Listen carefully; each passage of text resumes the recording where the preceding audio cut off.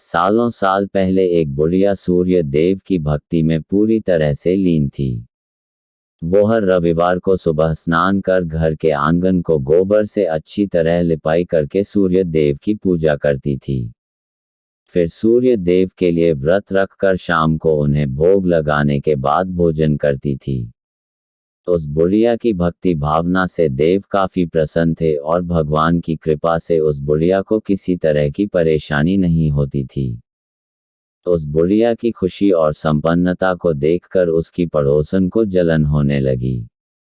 वह बुढ़िया अपनी पड़ोसन के आंगन में बंधी गाय के गोबर से ही आंगन लीपा करती थी।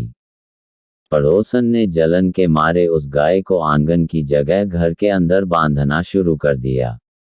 अब अगले रविवार को सुबह बुढ़िया को सूर्यदेव की पूजा करने के लिए घर गाय का गोबर नहीं मिला, जिस कारण वे सूर्य देव की पूजा नहीं कर पाए और पूरे दिन खुद भी भूखी रही।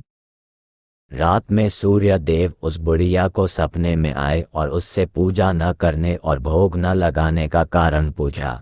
जवाब में बुढ़िया ने बताया, घर के आंगन को लीपने के लिए गोबर नहीं था, इसलिए पूजा नहीं कर पाए। पूजा नहीं की तो भोग भी नहीं चढ़ाया। बुढ़िया की बातें सुनकर सूर्य देव उनसे कहते हैं कि मैं तुम्हारी भक्ति से प्रसन्न हूँ, इसलिए मैं तुम्हें एक गाय दे रहा हूँ। वो तुम्हारे घर को धन से भर देगी। यह कहते ही सूर्य देव उसके सपने से चले गए। अगली सुबह जब बुढ़िया की आंखें खुलती हैं, तब वह देखती है कि उसके आंगन में एक सुंदर गाय और बछड़ा बंधा हुआ है। ये सब देखकर वह हैरान हो गई। उसे सपने की कोई बात याद नहीं थी। इसे उसने सूर्यदेव की कृपा समझा और गाय को चारा देने लगी। बुढ़िया के आंगन में सुंदर गाय और बछड़े को देखकर पड़ोसन की जलन बढ़ गई। कुछ देर बाद जब बुढ़िया घर के अंदर जाती है, तो गाय सोने का गोबर करती है। यह देखकर पड़ोसन चौंक जाती है और उस गोबर को उठाकर अपने घर ले आती है और अपने गाय के गोबर को उसके आंगन में रख देती है। यह सिलसिला कुछ दिनों तक चलता रहा और वो पड़ोसन धनवान हो गई। इधर बुढ़िया को किसी बात की खबर नहीं थी, क्योंकि वो सूर्य देव की भक्ति में ही खोई रहती थी। उधर सूर्य देव को उस महिला की हरकतों पर काफी गुस्सा आता है। उनके गुस्से के कारण धूप काफी बढ़ जाती है, जिस कारण बुढ़िया गाय और उसके बछड़े को घर के अंदर बांध देती है। उसी रात आंधी चलने लगती है, इसलिए वह गाय और बछड़े को आंगन में नहीं निकालती। रात भर गाय घर के अंदर ही बंधी रही। सुबह जैसे ही बुढ़िया की नींद खुलती है, तो वो सोने का गोबर देखकर हैरान हो जाती है। उस दिन के बाद से रोजाना वो गाय को घर के अंदर ही बांधने लगी।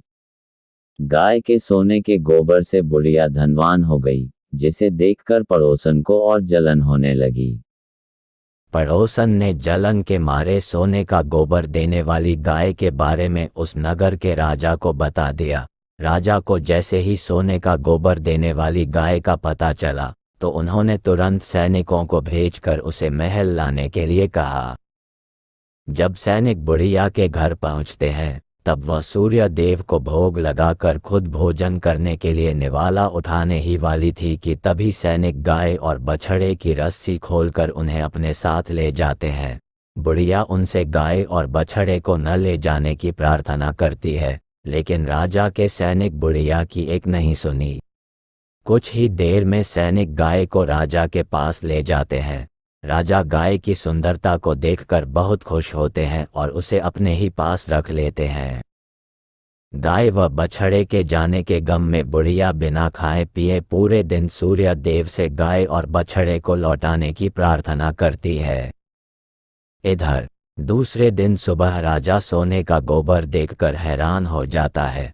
उधर बुढ़िया भूखी प्यासी सूर्य देव की प्रार्थना में लगी रहती है। बुढ़िया की तकलीफ देखकर सूर्य देव अगली रात राजा के सपने में आकर कहते हैं कि अगर तुमने इस गाय और उसके बछड़े को नहीं लौटाया, तो तुम्हारे राज्य पर संकट आ जाएगा, तुम्हारी धन संपत्ति सब नष्ट हो जाएगी। सूर्य देव की बातें सुनकर राजा की नींद टूट जाती है। दूसरे दिन सुबह वो बुढ़िया को गाय और बछड़ा लौटा देते हैं। साथ ही उसे कुछ धन भी देते हैं और उसकी पड़ोसन को सजा देते हैं। सूर्य देव की इस चमत्कारी गाय और बुढ़िया पर उनकी कृपा को देखकर राजा पूरे नगर के लोगों को हर रविवार सूर्य देव की पूजा करके व्रत रखने के लिए कहते हैं। तभी से ही रविवार के व्रत का चलन शुरू हुआ और राजा के पूरे राज्य में खुशियां ही खुशियां छा गईं। कहानी से सीख, दूसरे के प्रति द्वेष भाव रखने से खुद की ही हानि होती है। जीवन में जितना हो सके सामने वालों की मदद करनी चाहिए। वीडियो अच्छा लगा तो लाइक और कमेंट और सब्सक्राइब कर लेना दोस्तों।